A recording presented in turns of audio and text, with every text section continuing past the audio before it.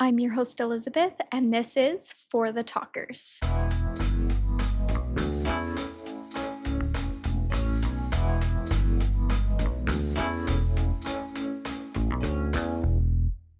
Hello, my beautiful talkers, and happy Thursday. I am sitting across from my beautiful fiance, ready to record a killer episode for y'all. Today, we're going to chat about our book club read, Demon Copperhead. And I have to tell you guys, sometimes I send Grace overly professional emails to be fun because I find myself funny. And so I sent her this really formal invite to be on the podcast. And honestly, she picked some phenomenal questions. So I'm excited to hear what you have to say because I've loved this book and it's been so fun to read. And I already want to read it again. Yes, Elizabeth has nonstop brought up this book in a good way, in a good week. And have y'all seen the cover? It's so cute. It's like rainbow, but it's like a bunch of icons kind of that are represented in the book. I love it. I hope you all have had a wonderful start to your February. I feel like February is a weird month because it's just shorter month. And Valentine's, I feel like, is just kind of the whole month. I don't know. It's true. Everything's pink. Everything's hearts. And then, it's winter, but I feel like Valentine's and winter don't really go together. So you're not really thinking about the winter. I don't know. Weird vibes. Yeah. Anyways, so we have some talking time points to start with here. Mm-hmm. Miss Grace, what is something you have been wanting to talk about this week? I got a walking pad. Yep. Period. Let's talk about it. Okay. Been debating about it. Yes. For honestly, quite a while. Okay. Been you brought it up months ago. Yeah. Yeah. But they were at the time $140. And at that, it was just no. Not something I could really justify, especially because at that time it was warm enough to go outside for walks. So it was just no, definitely no. Yeah. And it's just walking pad. I'm it's not a treadmill. Is it really that good? Right. What I really use. Yeah. All fair. Yes. And I totally agreed. Yes. But now, goodness, is it cold? It is so cold. It's just miserable. Yeah. And then I get on Amazon. It was a $20 off or $30 off coupon. I can't remember. So with shipping, it was $89 or something. Bizarre. Crazy. Great still. And from Amazon, it's going to be here in 2 days. No. Gag me. Yeah, it was so quick. And it's so little, so quiet, so perfect. And just hangs out. And it's stunning. I can just plug it right in. Watch TV, hop on the treadmill, or hop the walking pad. You don't even hear me in the mornings. Yeah. You literally don't even know I get on it. Yeah. And I mean, unless when you see it out, obviously. Yeah. And I did have to delete my farming game because I have no self-control. But it was really fun to play the farm game on my phone. But I'm on the walking pad. Yeah. Amazing. That is something that needs to be chatted about. That was great. Yep. So on a completely not even on the same field note, I want to read a book about someone who talks about ego because I feel like I need to have a better understanding of ego just in general. That's the thought. I know, because my head is I learned super ego versus ego, but I don't understand the idea of my ego. Yeah, right. I don't understand that. Right. Yeah, and I don't. I've been saying that this week, oh, they have such a big ego. And I'm what the hell am I saying? I need to know what I'm well, and then just learn more about it too, because there have been instances, especially this past week, where I'm just that's their ego. And I'm okay, am I using this correctly? Anyways, that's been something. Okay. Maybe that's homework for us to find a book and learn. Okay, I like that. I agree. My next talking point is pharmacies freaking suck. That's my next talking. They suck. Yep. Like, and it's one of those where it's really hard because I'm like, I can empathize really hard. Don't have an easy job. Yeah. I, as like someone who was a home health aide, like the clients that I took to the farm, I'm like, you don't deal with easy people. Like but overall, they're bad. They're bad. They need some help. It's just, They need some updates. yeah. They need some improvements. Pretty across the board. Terrible. Yeah. Like you think you're going to a better one and then you get wiped over left and right. It's like, can I just live? Yeah. No. Hate pharmacies. Pharmacies are terrible. Grace found gluten-free teriyaki sauce at the store today, and I forgot to put it on the grocery list for the third time in a row when we've had that was a big win. I will agree. That we've had something on the meal plan that needs teriyaki sauce, and I keep forgetting to find some, and she found it. And it was the last one on the shelf. Gorgeous. Yeah. It was like $9. Worth it. Whatever. That's just the celiac tax. Whatever. Real though. Yeah. They're like, what are you going to do about it? My next talking point is lists, and I apologize. I keep saying lists really work for Elizabeth and I. It's like, okay, we got to buckle down. We unfortunately procrastinated all of our chores. Let's make a big, huge, fat list. Both put in our iPods. You initial what you want to do. Shut the fuck for the next hour, and then do all the chores you need to do. It's like, it's like a magic dust just floats over the and we like whip that shit out in 2 hours. Yep. Guys, we were struggling to see the floor of our apartment. Like it was just getting for some messy. context. No, we're going to alleviate our coming move. So we're like helping with that transition by sorting through shit now. Right? Yeah, we've just been organizing everything. Right. But that has not been going as quickly as because you're like constantly stuck in the in-between stage. Yes. So anyways, it just got gnarly. So we were just like, all right, buckle down. And so that's what we did. Sparkling. And it literally was a couple hours. Yeah. No, that's spot on. That's a great point that needs to be talked about because we don't even talk about it. We just go headphones. Yep. All right. Exactly. Yep. And I got my beats on, so it's like I can't even hear Grace. I don't even know what she's doing. Yep. And I'm just scrubbing the toilet, hanging up the clothes. Yep. And I'm totally in the kitchen doing the dishes, sweeping. Like we're doing totally separate things. We're kind of good too with the list because there's like the three that like we both take every time. I'm always doing the Murphy stuff. That's what we do. Oh yeah, that's an Elizabeth chore. You're sweeping. Yeah. But then like the bathroom, folding, lint rolling. Yeah, it's great. All right. So today is the first of the month's episode. So you all should join my book club. It's called 4 The Readers. And it's really fun, really low maintenance. And the unfortunate problem about clubs is you need members for that to be a club. So just go follow it on Instagram. We've already picked out all the books until June, so you can get them now. And then just enjoy a good chat with some friends and strangers about what they thought about a book. Because I'm figuring out that when I say I like reading, I don't necessarily, it's kind of the same way with music. Like I think I just do this in general, but like, I don't know all the authors' names. I won't even remember a lot of the book names, but it's how they make me feel. And reading Demon Copperhead, like I really got in touch with that of just like, I love books that make me feel. And this book, 10 out of 10 in the feels department, okay?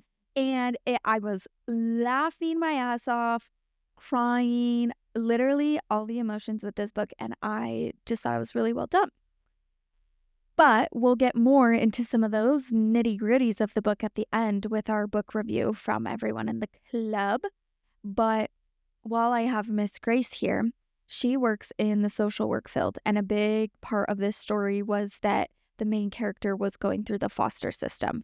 And Grace does not work with the foster system, so a lot of disclaimers that way, but she is in the social work world, so she can touch to a few kind of topics that came up in the book. So I've got a couple of questions for her. Do you have any um intro to yourself, a prerequisite, disclaimers, anything?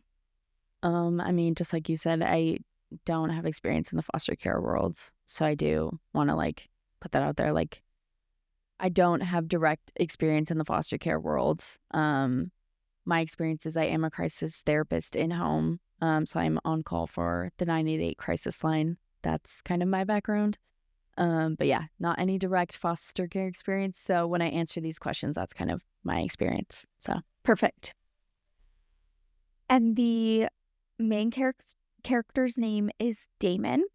However, he has red hair, and so he quickly got the nickname of Demon, and that's what he goes by. So when I say that, that is who I'm referencing. I also haven't read the book.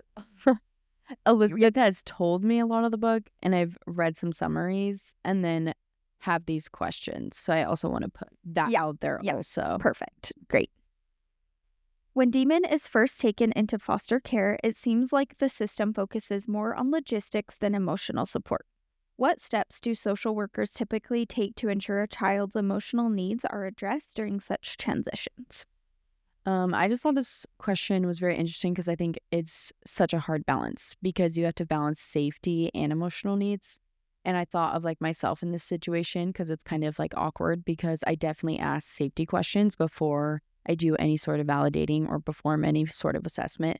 So for example, we always ask like, who's in your home? Are there any weapons in your home? Is anyone sick? We always ask those questions before we do anything else, which can sometimes be like a little bit awkward, right? So that was like kind of my first thought is like, probably some of that is illustrated in the book. There's probably a lot of balls dropped, or there's probably a lot of like missteps or a lot of like awkwardness or whatever. So I just had like that kind of thought pop into my head. And then I just had a thought too of like every client or everything should look different because you should meet emotional needs.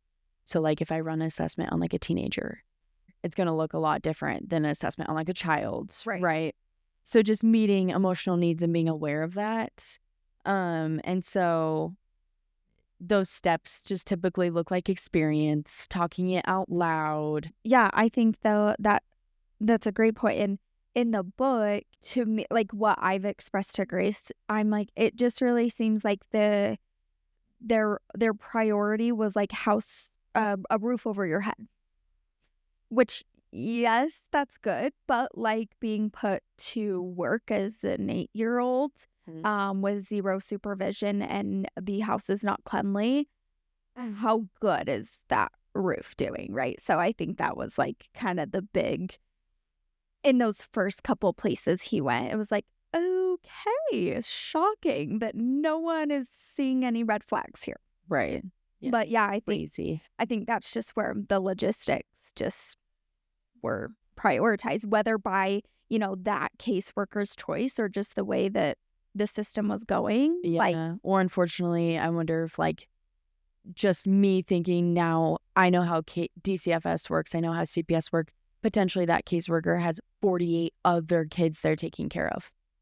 Unfortunately. That's let's just think about it, right? That's more kids than in a month. Like you can't. So she's going seeing Demon, and then however many other kids she's also potentially having to see. She doesn't even have time to think about whether or not, so like, yeah, it just totally. The logistics of how DCFS and CPS actually really truly does work. Yeah. Because I have coworkers, I haven't worked for DCFS. I've worked at the CJC, who's very directly linked with them anyways. But I have coworkers who's worked for DCFS, and they've told me they've had casework or caseloads of over 50 plus clients that they're legally required to see in 1 week. 1 week? Mm-hmm. And it's like, how are you supposed to do that? Yeah. How are you supposed to do that? And at that point, like, the system just needs to say, oh, okay, you can see them all in 2 weeks because you're just having such short visits. Right. That the weekly, like, that's not doing anything. No, and then tell me how you're supposed to provide, like, an adequate assessment of Demon's true... Right. Yeah. Right. Exactly. But, like, from the outside in, how do you know a caseworker's true condition, Yeah. So it's gnarly and it's crazy. Okay, so the next question is, the book highlights systemic issues like poverty, substance abuse, and neglect. How do social workers prioritize their efforts when faced with a web of interconnected challenges in a child's life?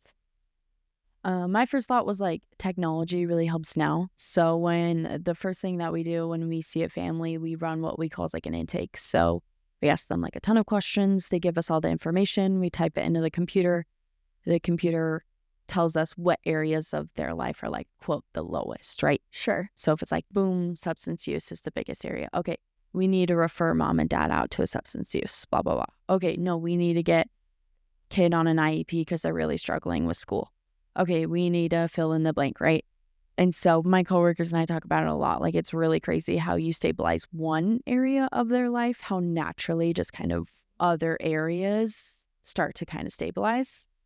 That makes sense. So you kind of focus efforts in what has the biggest red lights flashing. Mm-hmm. And then as you work on that, others kind of improve as well. And then you can move to the next one once that's kind of at least. Yeah, because you got to start somewhere. Yeah. Okay. Yeah. That makes sense. Yeah. And then I think too, like, I've just learned this at my job, like going the extra mile to like really try. So like when I'm meeting with a mom, all right, when's your next med management appointment? Okay, Thursday at 4:30, writing that on a sticky note and putting it on her fridge.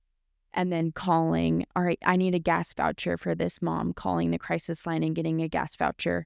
And then calling mom and letting her know I got a gas voucher so she can actually go to that appointment at Thursday at 4:30. Like just doing those little things so families can actually get these things done. Yeah. Yeah. No one did that for team. Yeah. Like there was nothing. And that does bring up a great point. Like this book is set. Actually, I'm going to look that up right now. Please hold. Okay. Yeah. So the book is set in the 90s. Yeah. So very different time periods also. Yeah. Okay. That makes sense. Yeah. That's just a great point. Like how technology has changed all of that. Yeah. And like having a record of someone and what they're, like.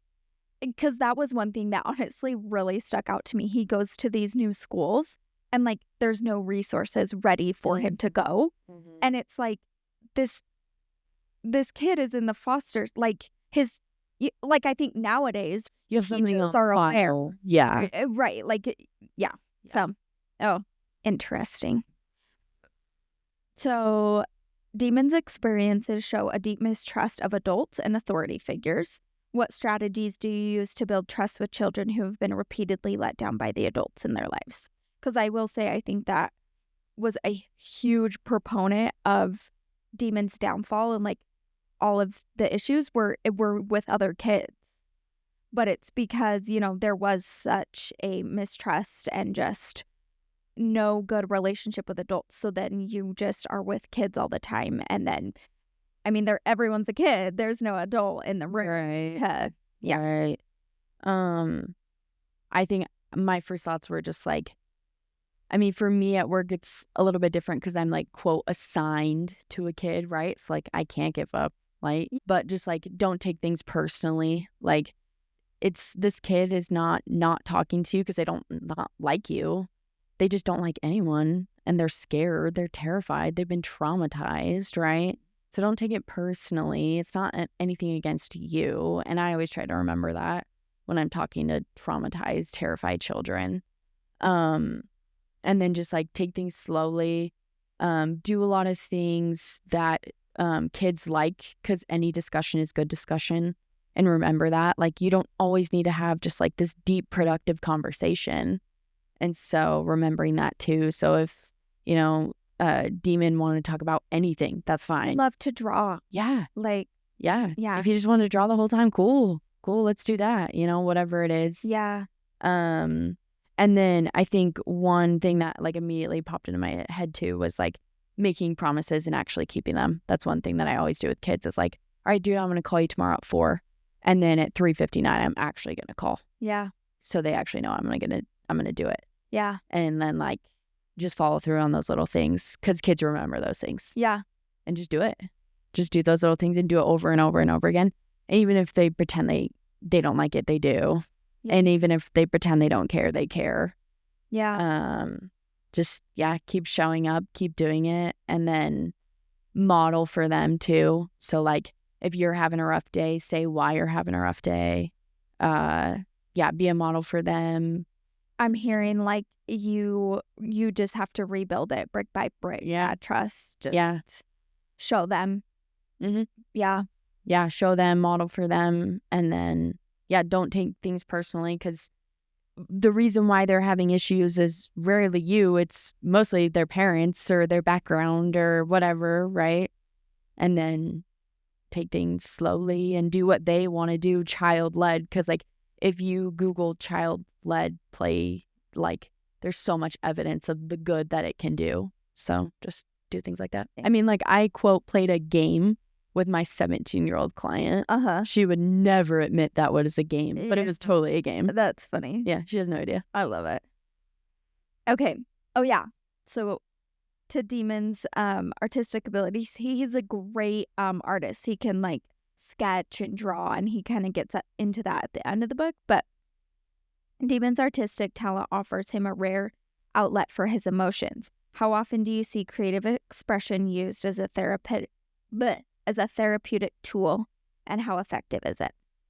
I mean, all kids do better when they got their hands busy, when they got like a fidget toy or they got something to color with. Like, kids don't talk when they're looking at you or when you're sitting straight across from them. They do way better when they're busy. I would also say probably half or over half my clients like to draw or do something. Like, they all enjoy it. It's pretty common. It's pretty common, yeah.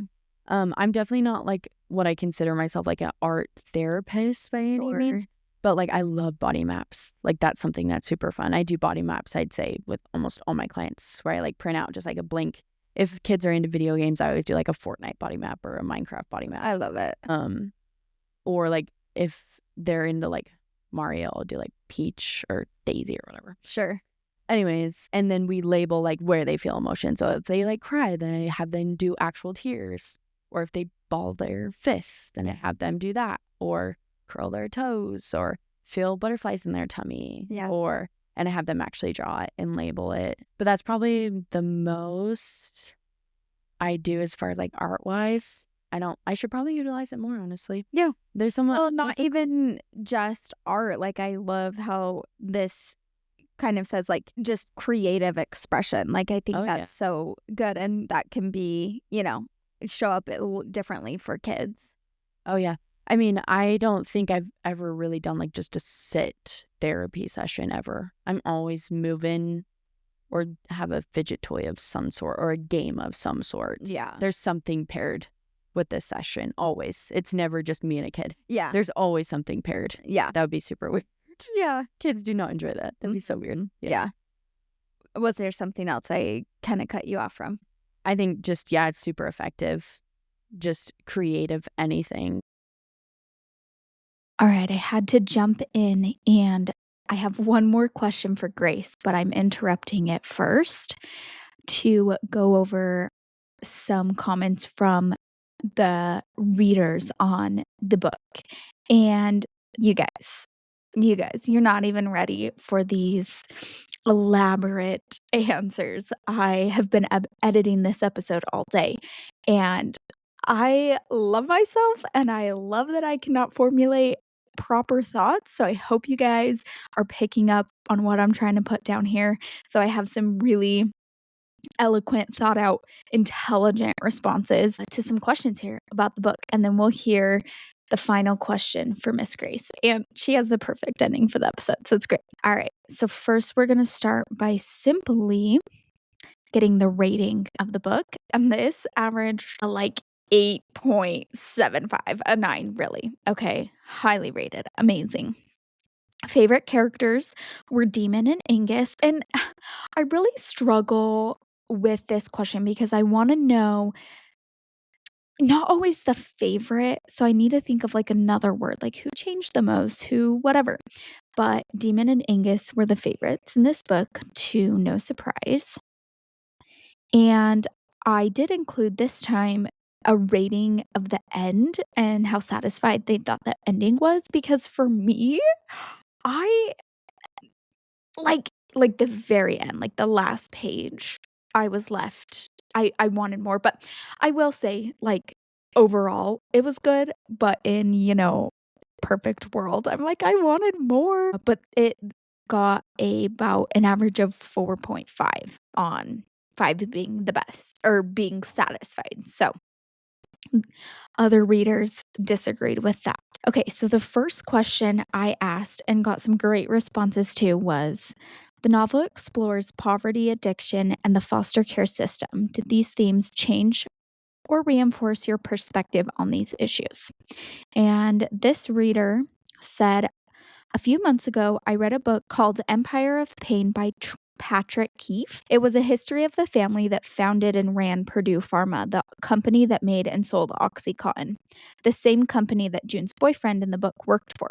It was interesting to see how well the themes of both books aligned, and interesting to see the impacts of the unethical practices of Purdue Pharma on vulnerable populations from a narrative personal point of view." And oh my gosh, I love this response, if you will, because that is like pinpoint what was so amazing. I mean, you hear you hear things, and when you can put it, I love this, a narrative personal point of view, it just makes it so much more digestible, and I just love it, and that's what I loved about this book. It was such a narrative, and you had that living it, not looking at it kind of view. So I really loved that. And another response, the person said that the themes reinforced their perspective on the issues. And they said, "John Adams said that if men were angels, there'd be no need for government." And Louis L'Amour and his memoir talked about how Americans are quick to change or create laws, but really laws don't change anything. It's people's beliefs, values, hearts that really make the change. So I thought of both of these things as I read this book. I'd like to think that there's a law we could pass that would fix all of this, but the older I get, the more I realize it's not a quick fix and it's not about laws. It's about individuals individually taking responsibility for themselves and individuals showing love and compassion to the people who are hurting. I'm like, oh my gosh, right? Like, so well thought, so well put. I mean, the themes and the experiences in this book are devastating.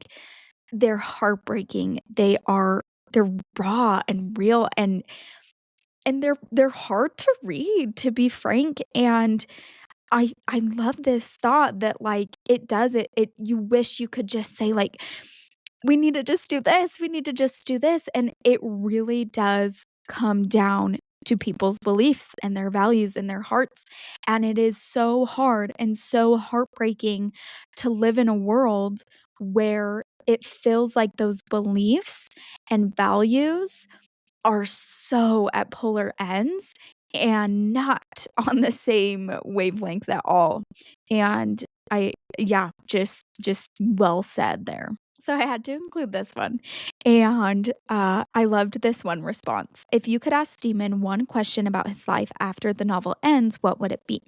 This person said, "I would want to know if he could ask his mom one more question before she died, what would it be?" And I love that because a little play on the question, but also so true and a great response. And I didn't even go in that direction thinking about that question. I was thinking more, what could I ask him about his life?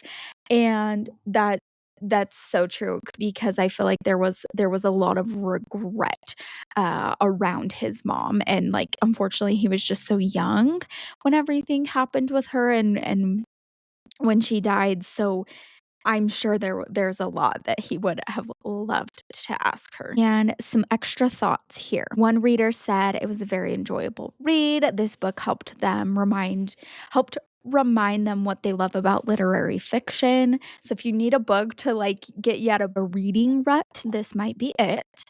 Um Okay, when I read this response, I was like, "Yes," because I forgot about this and I was, like, furious. Okay, this was a fantastic book and I really enjoyed reading it. I was pissed when the hooker stole all his money. I want to read David Copperfield now, and, like, 10 times, yes! Okay, there's a scene in the book, spoiler, okay, but scene in the book this literal boy, okay, he's so young. Like, I think at the time, like, he seriously was, like, 12 years old. And he'd basically been working in a meth lab, and he'd saved quite a bit of money.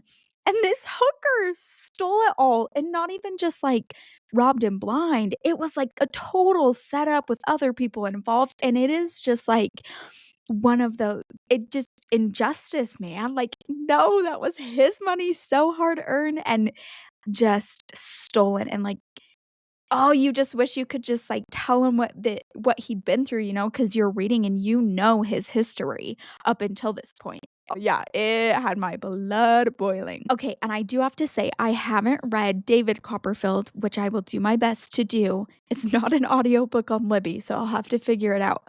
But I would love to read it, and this person had some thoughts with it. So I will share that.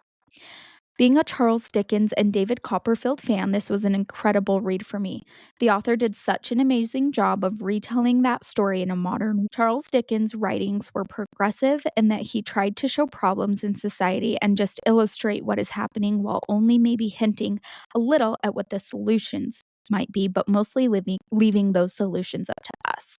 And I loved that. I thought that was a really great point, and this book did do a really good job of that as well, like, just putting the story out there, right? And again, kinda hinting at some things that could improve, but really just, like, laying out the vulnerable, honest truths, and, like, the other reader brought up, like, letting those emotions and some beliefs start taking place. And the last thought to share, um, this reader and I like, again, yes, yes, yes, so true, made the book what it was. They said, "I really liked how the writing grew up with Demon. It started out meandering and disjointed with juvenile words and phrases.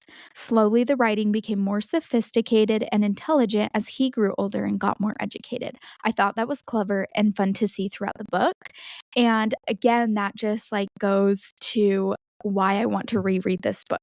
There were so many things that I definitely didn't pick up on, and I would love to annotate this book. I've never, like, had the desire to annotate a book before, but I'm like, I want to with this one. Obviously, I've just loved it, so if I haven't raved enough, go read it, but I also just I get so energized even though I'm by myself, like, talking about this book with others and hearing what others think, and I just love the podcast for the way it can bring connection, and books do that so heavily for me. They always have, and they always will, and if you're not a reader, I can't recommend it enough. There's so many genres to pick from, so many formats, right?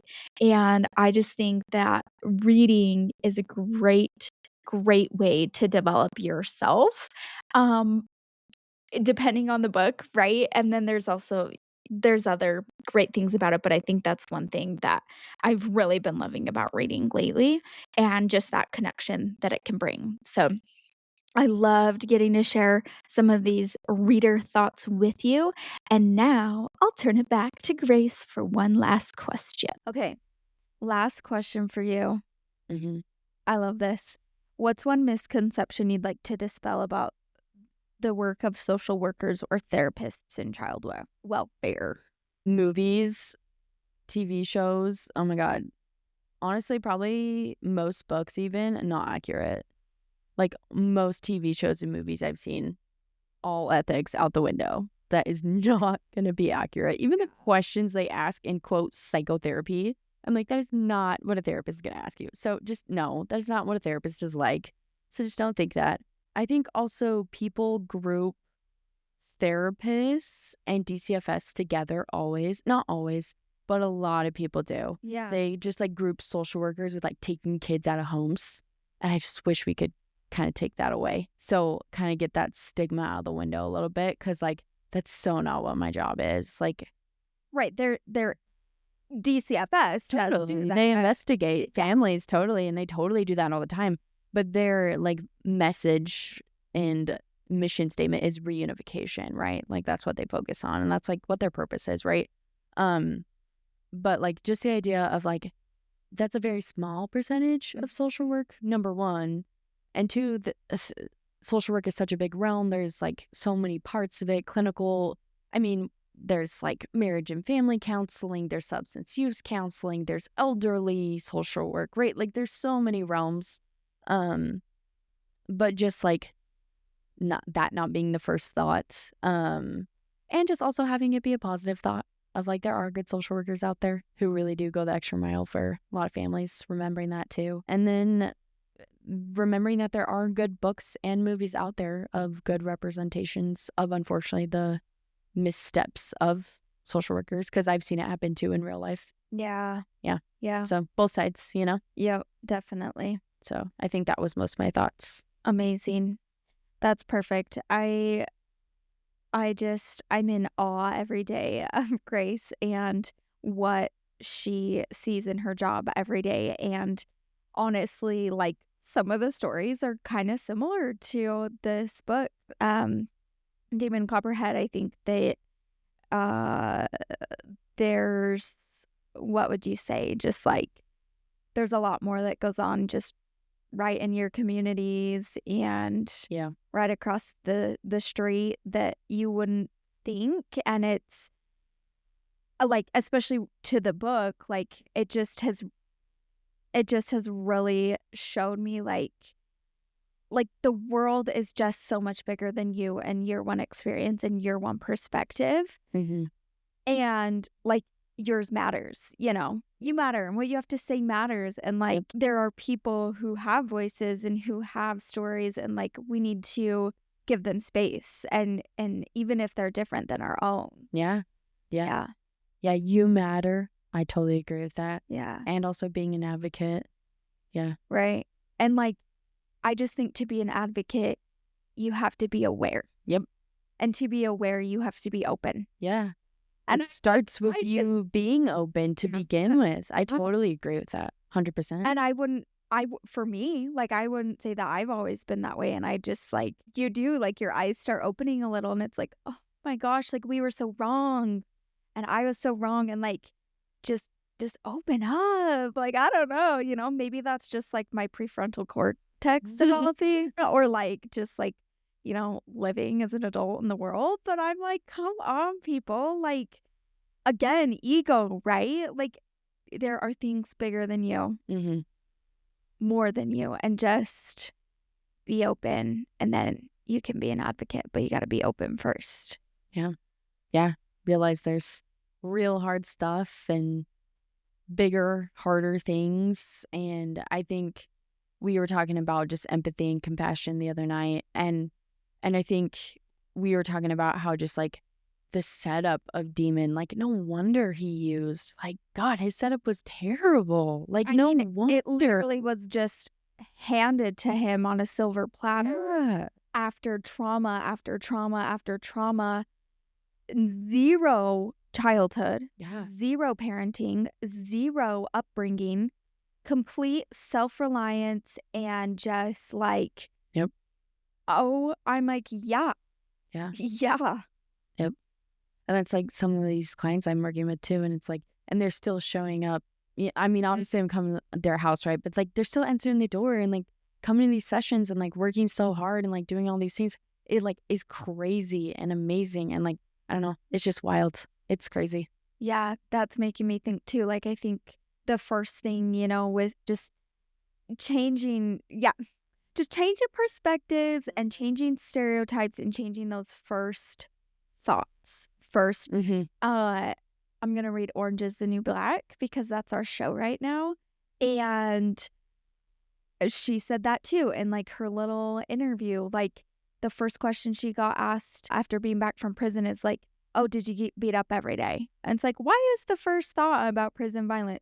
Why is the first thought about social work is that you get taken out of your home? Why is the first thought about people who are in therapy that like they're helpless and like, no, they're showing up? Like, yeah, I'm just saying, I'm like, there's just so many things that like we just like get. Is it always like a negative connotation? These people come from trauma backgrounds, bro. These people come from horrible, and yet they show up every time, dude. Right. And yet these people from privilege have no idea I how was hard gonna it is. say, but They when have you're no sitting up clue. here looking down, You have no course it clue. looks different. You're up there. Yeah. You're in the clouds. Like, Yeah, and I say these people, I come from privilege, right? So like I absolutely. totally acknowledge that. But there's a step above that of, you know, white hate, man. Like Yeah. the people who are just like mean. yeah. Mean. So I don't know. We've been watching some crazy Orange is the Black episodes this season, and Yeah. I am like fueled. Yeah, and I think I mean, Elizabeth and I have kind of been reality checked with life lately too, and it's just made me more empathetic for individuals just in general of like, damn, people really be showing up and making this shit work. It's crazy. Right. Yeah.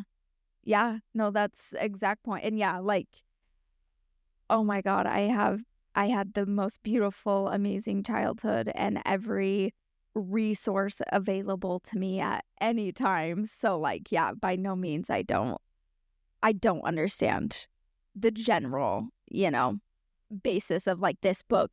And I loved being able to get a glimpse into that and to accept it and to like think on it. Yeah. And like and I think the author to be able to like give you that chance, that's what's so cool. Yeah. That's what's so cool. Oh.